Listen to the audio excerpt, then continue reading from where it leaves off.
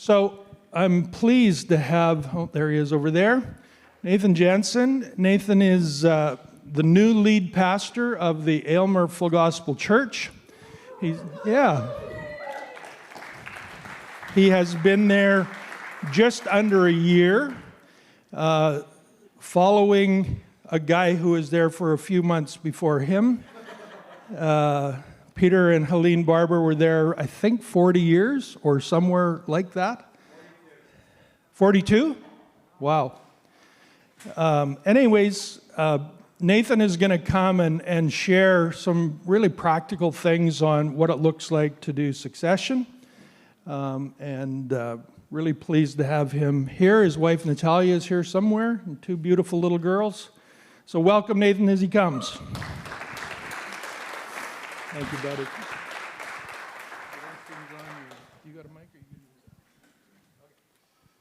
Well, hey, everyone. It's an honor to be here this morning. I have to say thank you to Wes for inviting me to be here. We're going to be talking today about how to set up the next generation for success.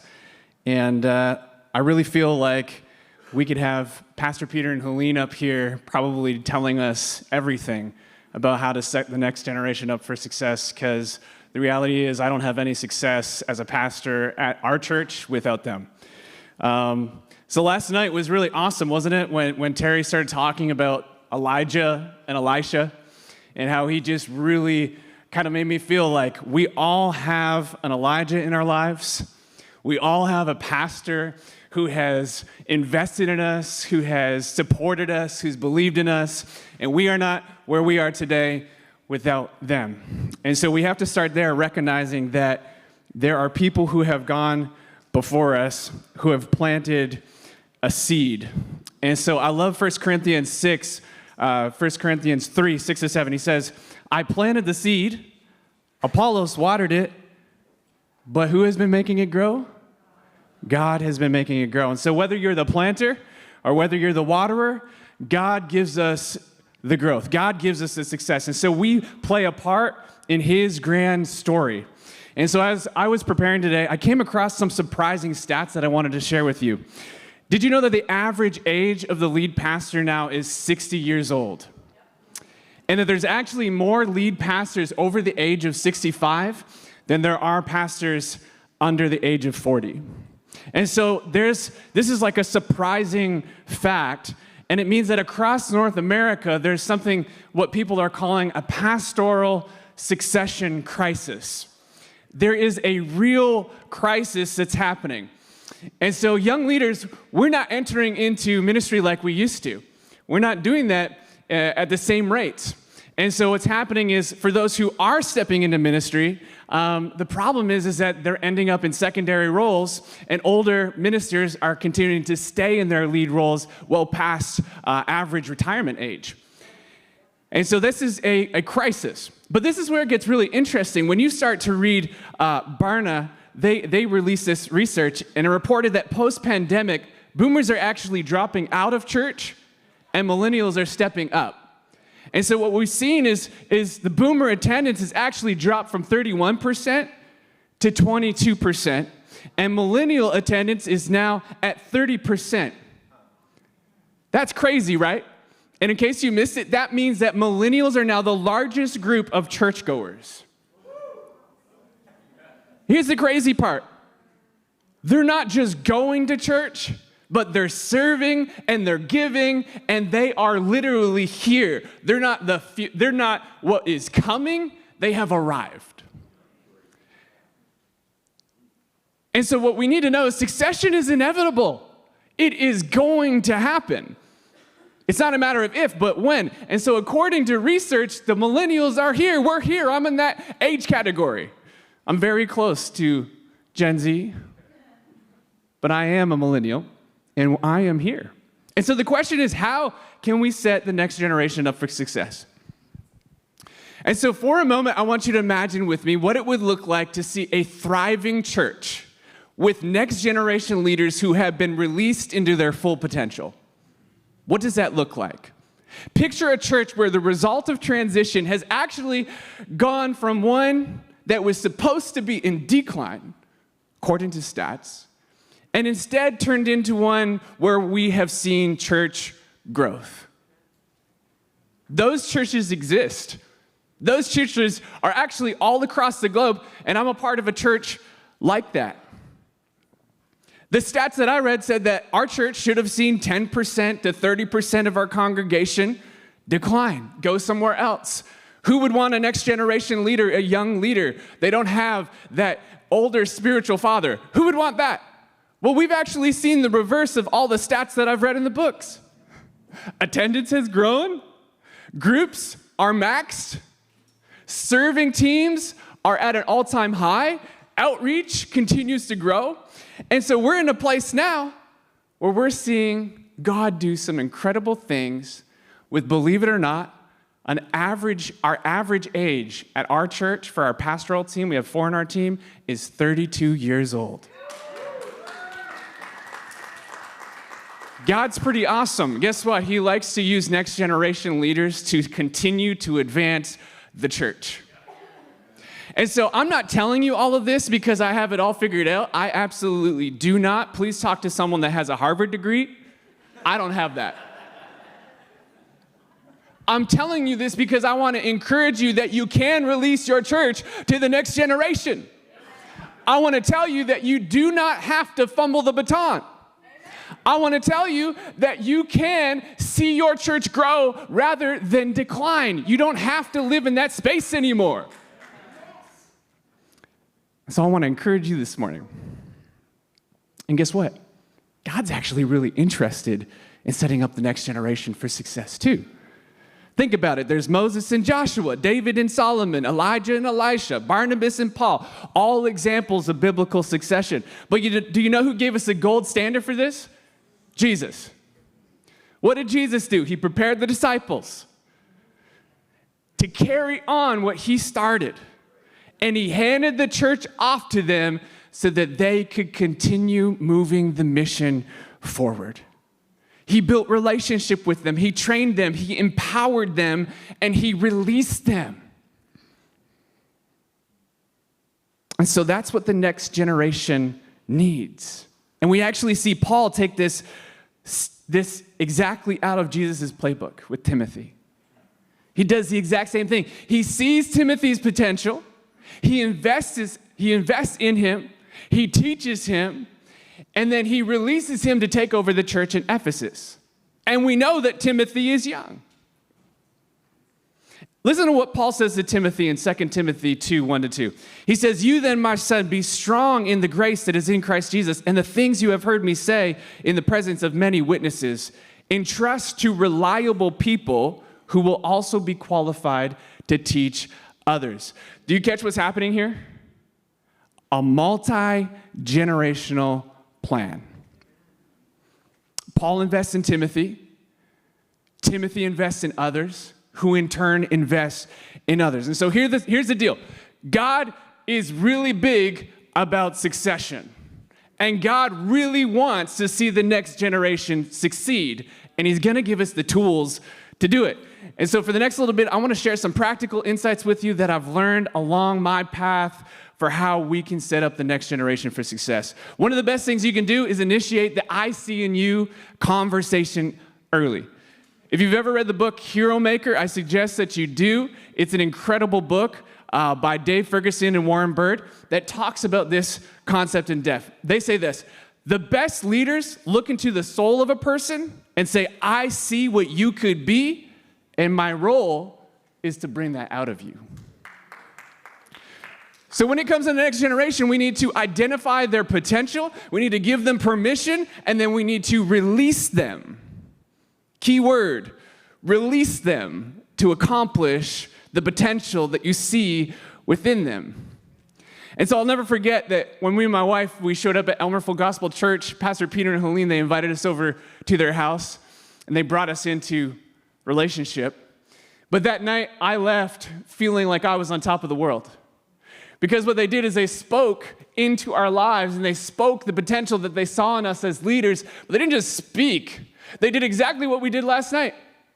They laid hands on us, and they prayed for us boldly, declaring that God would do what he wants to do in my life as a young leader. And so my wife and I, we left so encouraged. But the thing is, they didn't just stop there. Not too long after that, Pastor Peter invited me to preach on a Sunday morning. And I was like, what are you doing? You don't even know who I am? How could you have trusted me? I don't get it. Why are you doing this? It's because he saw something in me, he believed in me, and he released me. We need people who are willing to step up to the plate and give the next generation a chance and believe in them when you see it. And so we have to have the I see in you conversation early, right? The next generation's looking for affirmation and trust from their leaders. If you can identify and affirm potential leaders and have these conversations early, you will start to see the next generation stepping up to the plate. One of the things I've had to learn, though, is that comparison kills. So don't die trying. Do not die. We're called to live and have life abundantly. So please do not die. Having the expectation for a next generation leader to be a clone of the previous leader is a way to set them up for failure. When I first joined the staff at Elmer, I was absolutely overwhelmed by this thought that I would have to fill the shoes of someone who had been there for 42 years. That was a weight that I felt that I placed on my shoulders. And I thought, how in the world can I compete with that? But what I've learned is that I was never supposed to compete with Pastor Peter. What I was supposed to do was complement him. I was supposed to come alongside him and be who God had called me to be. And so it's not about me versus you, it's about us versus the enemy. It's about us linking arms and saying, hey, God made you how he made you, and God made me how he made me, and together we are going to advance the kingdom. And so God has wired us uniquely with our own gifts and callings. And so I just want to declare this morning, because we are not called to fill the previous leader's shoes, but we are called to stand on their shoulders and build on the foundation that they have laid. And so rather than comparing ourselves to each other, we need to lean into who God has called us to be. So who has God called you to be this morning? What is the gift that God has given you? What is the mission that he's sending you into right now? Whatever it is, that it needs to be your focus. That's why it's so important that we have diversity in leadership. It's called the fivefold ministry. We each have our own strength, our own perspectives and approaches that we bring to the table, and diversity will make us a dynamic, effective team. But what it also does, when you set up this culture, recognizing that we're not all the same, it takes the weight off a next generation leader's shoulders to say that I don't have to be exactly the same as the previous leader. So we got to stop this comparison game. We need to start focusing on being who God's called us to be. Another thing I've learned along the way is that we need to let next generation leaders lead, or we need to let them leave. Sounds harsh, right? We have to create space for next gen leaders to explore these ideas and gifts that we see in them. The reality is that different generations are going to approach things differently. We're not always going to do things the same way because we grew up with different influences. And part of that means that we're probably reading different books. And a part of that probably means that our approach to ministry might be a little bit different than the senior leader at the time. And so here's the thing. It can be really easy for current leaders to try and hold back and avoid trusting the next generation because they're afraid of the differences, and they're afraid that things might go wrong. And so the problem with this is that it hinders the development of future leaders, and it prevents them from gaining the experience and the confidence that they need to lead well in the future. You learn from your mistakes. You learn from your failures. You grow from your failures. We have to be okay with next-gen leaders learning, making mistakes, and growing from it. So it's incredibly important to empower the next generation. And so start with letting them lead a life group. Start with letting them oversee an outreach event. Start with letting them preach on a Sunday morning. We have to create space for them to lead. The quickest way to lose a next generation leader is to stifle their creativity and slowly kill the vision that God has placed in their heart.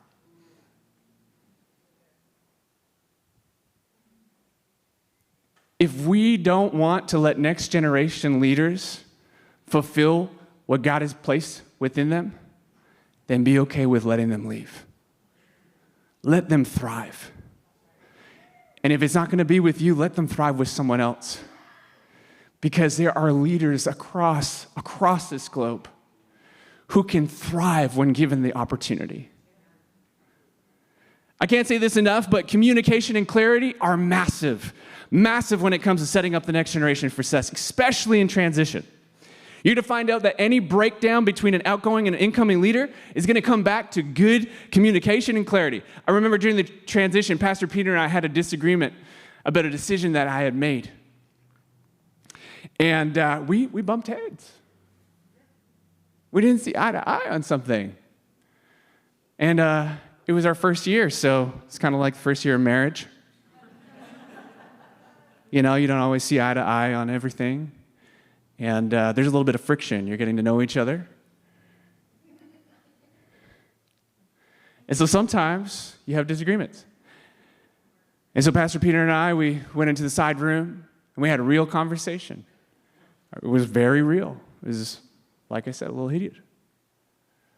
And we left there, and that wasn't the end of the story. The next meeting, I came back to Pastor Peter, and I apologized to him. I said, sorry that I didn't bring you in on this decision that I made. I said, sorry. Can you help me do better next time? And so we talked about expectations and some things that I could do better. And guess what? We grew because we had a real conversation. We grew because I gained clarity of expectations. And so when we have hard conversations, we grow. I love this quote from Peter Bromberg. It says, when we avoid difficult conversations, we trade short-term discomfort for long-term dysfunction. One thing that I would highly, highly recommend is that once you've talked through everything, write it down. Rod Barks is really big on this. So am I, because I've learned. Write it down. And here's a nugget for you. If you're going through leadership transition, write down your expectations regarding role and timeline. You do not want to tell somebody, hey, I want you to come and be the successor of our church, and we want to do that in 2 years. And then they show up, and you're like, actually, maybe 5. And then they're like, okay, fine, I can deal with that one change. And then they get to 5, and then you're like, actually, 10. Have real conversations. Write down your expectations. Write it down. If you need to sign it, sign it. The he said, she said plan will not set the next generation leader up for success. Okay? Have real conversations, set clear expectations. Today I stand up here, and I am here because of people who have invested in me, and those are mentors in my life. The next generation needs the support, guidance, and wisdom from those who have traveled before us. Some of the best advice that I've ever received: find someone who's 5 years ahead of you, find someone who's 10 years ahead of you, and find someone who's 20 years ahead of you.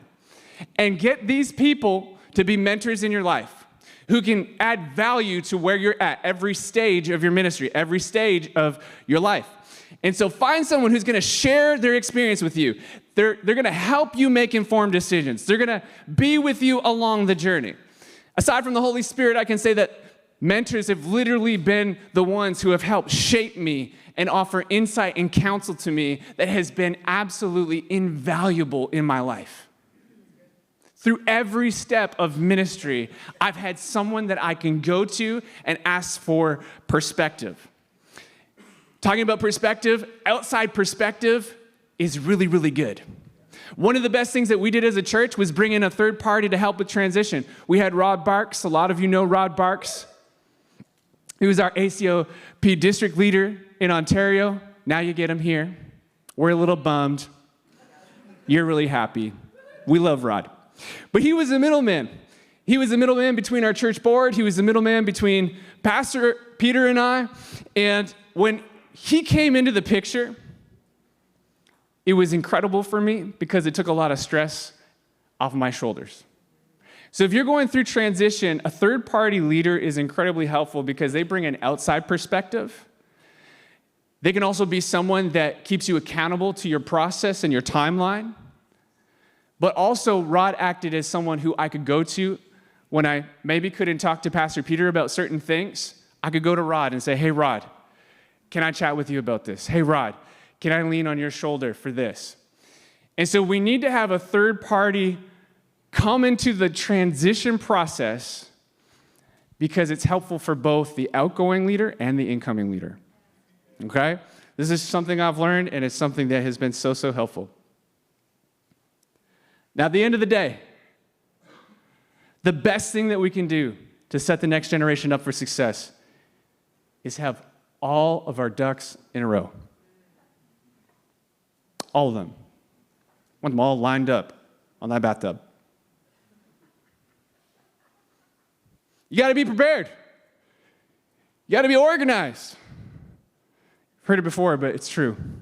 If you fail to plan, you're planning to fail. If you fail to plan, you're planning to fail. For the next generation leader to succeed, the outgoing leader must be ready. Our success as next generation leaders is largely dependent upon the outgoing leader's plan. And that's just being honest and being really real. And so if you're an outgoing leader or a leader who is considering transition, I want you to ask yourself this question. Do I have a plan in place for succession? Is our governance model set up for the incoming leader to succeed? Are our finances set up for the incoming leader to succeed? Is our building set up for the incoming leader to succeed? Is our current team set up for the incoming leader to succeed? We have to ask these questions. And when it comes to succession, a plan makes everything better. So one of the things that worked incredibly well for us at our church was that I knew that I was coming in for a specific amount of time.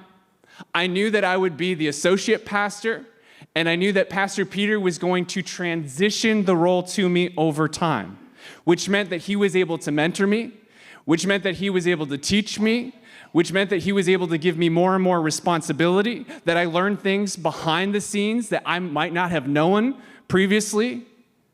If you're a next generation leader in this room and you're not in the lead pastor position, you probably don't know a whole lot about the board. That's something that I learned about. And thank goodness I was able to learn about it from Pastor Peter. And I wasn't just thrown into the fire. And so this plan for us worked very, very well. It allowed me some time to be trained and mentored and seasoned. But you have to have a plan in place for the next generation leader to follow. You got to have it. And so that plan worked for us, and it is a plan that set me up for success today. And so here's the reality. The success of the next generation leader really, I can't stress it enough, depends on the shoulders of those who have gone before us. Depends on the foundation that you have laid for us. And so let me ask you this question. Do you have all your ducks in a row? If not, get them in a row. Get them in a row. As I close today, I just want to remind you something. Next generation, if you're a next generation leader in the room, your time is coming. Be prepared, be ready, and have this posture. I'm open. I'm open, Lord, use me, but also I'm open to learn. I'm open to be taught. Have this heart that says, I don't know everything. And have a heart that says, I want to learn and I will do anything possible to get with the leader who's going to teach me. Have that submissive heart that says, I want what you can give me. I want to stand on your shoulders and your success. And to the leader in here who's thinking about transitioning, the next generation leader, you want to set them up for success, go back and listen to this again. I love you in this room, and we can move the church forward, and it can be done with the next generation. Amen? Amen.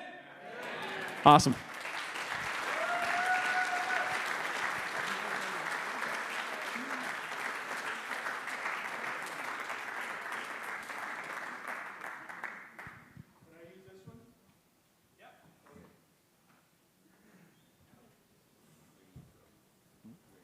That was pretty good, eh?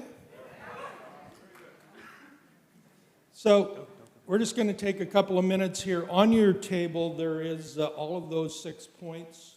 There is 1 page per table. So you can plan to follow that a little bit once we're done here. Thanks, Nathan. Great job, buddy. Thanks, guys. Love it. So we're just going to have a brief Q&A here with Nathan before you start to do your table talk. So again, this is my good friend Chris Haynes. Chris is the pastor of family ministries at the High River Full Gospel Church just south of Calgary with Richie and Christy Bethillier. And I really value Chris's involvement here. So I have a question. As an old guy, that some of these other people are. My question, I think, Nathan, is this, is that in the process of trying to determine when I'm done, you know, part of that is age, for sure. Part of it is energy, number of different things. But there's always a risk element. There's always a concern. So just speak to me on both sides of the transition. Yeah. Some of the risks that people wrestle with, some of the fears that are associated with that transition. Your perception of what that might look like and how to allay some of that with the outgoing leader, but also the new generation coming in, some of the fears and the risks that are there. You addressed some of it. Can you just speak to that for a minute? Yeah, definitely. I think from having great conversation, and that's like probably one of the keys is to have really, really good, real, honest conversations. I spent hours and hours and hours in Pastor Peter and Helene's living room where we went over there. We were trying to be there for a couple hours, and we ended up being there for like 6 hours. Multiple times and regularly. And so I think like a part of it is making sure that you have this trust built up between the two of you.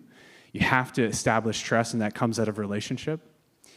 And so for us, I think without relationship, you're not going to have that trust. And then the other thing is, when it comes to risk factors, when you start to trust someone, you know that you can talk with them.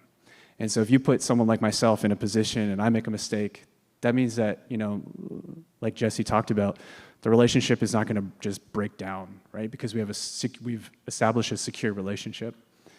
And so I'm able to learn and grow along the path. And so I think you mitigate risk by having that trust that's built up through relationship. Some of the things that I think, like I've heard Pastor Peter say this, but it's like handing off your baby to somebody else. And there's, some grief that comes along with that. But again, I think having the foundation of trust, knowing that he trusts me with his baby. Like, who do you trust with your baby? you got to get to that level, I think.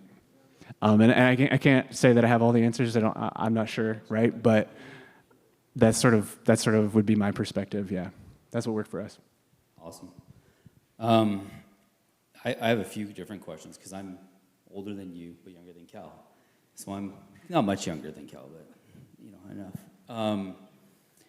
I think there's the question that I have is maybe two parts. So the first one would be, how early should our pastoral teams be looking to cultivate that I see you, I see in you, mentality? Is that something that you wake up and all of a sudden you're kind of like, man, I'm old, or man, I'm done, or man, I'm like, whatever that is, or is it an attitude, that needs to be built into, no different than a business?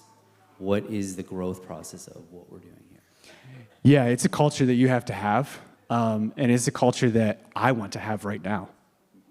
Think about that, right? Yeah. I just stepped into the role, and I'm already looking to call out what I see in other people.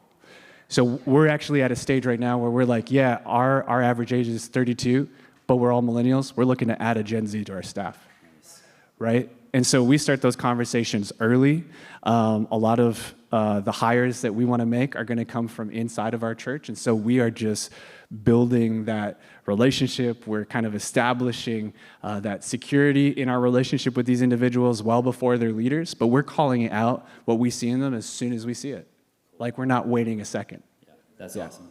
Okay, one more question then to follow that up would be, so while the pastoral team is got this mentality, what happens at the congregational level? Your congregation, is sitting in a state of mind where they have worked with someone for 42 years, trusted someone for 42 years, and now you're brought on the stage. There is that change is, how do you navigate that in a proper way, and how does the existing pastoral team prepare the congregation, support you through that, and maintain that authority with it from that scriptural God level, God-breathed vision that you've got and they've got? Yeah, for sure. I think that part of that comes into the plan process. You have to be really, really intentional about that process. And what worked for us very, very well was having me on staff as an associate pastor before I became the lead pastor for a couple of years. So to be able to be in the church, I am now connecting with people. Again, it really all comes back to relationship and building trust. I can't say that enough, because I'm sitting with people, I'm inviting them into my home, I'm going into their home, we're building trust with each other over a couple of years. They're seeing me, and they're seeing what I'm doing, and they're saying, oh, this is working. Oh, so it's all about building trust. And actually, when I ended up taking over, I got 100% of the vote from our church. So it was 100% of our membership said, we trust where God's taking you. But it was because of that foundation that we laid for the first couple of years. If I just came out, or if I just hopped into the role, I'm not sure that would have existed without the succession plan that we had. Really good stuff, Nathan. We appreciate your insights and your experiences that have been well defined under exceptional leadership in Peter and Helene. We Amen. Amen. So grateful.